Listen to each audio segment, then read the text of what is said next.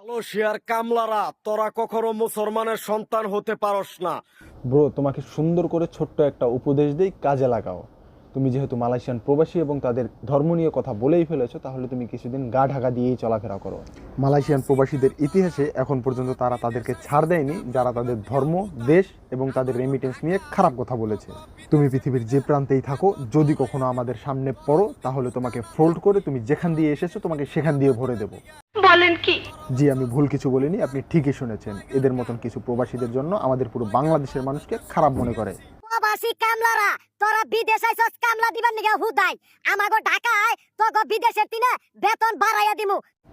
ও, তার মানে তোর জন্ম হচ্ছে ঢাকায়, গুলিস্তানের ব্রিজের নিচে। এই জন্যই তো বলি যে তোর মুখের ভাষা এইরকম কেন। বাংলাদেশি একজন সাধারণ নাগরিকের মুখের ভাষা এরকম হওয়াটা খুবই অস্বাভাবিক। প্রবাসী মেয়েরা, প্রবাসী মেয়ের ভিডিওতে লাইক, কমেন্ট, শেয়ার করে পাশে থাকুন এবং এদের মতন টিকটকার সামনে পড়লে লাথি মেরে টাট্টির মধ্যে ফেলে দিন। দেখা হচ্ছে পরবর্তী কোনো ভিডিওতে।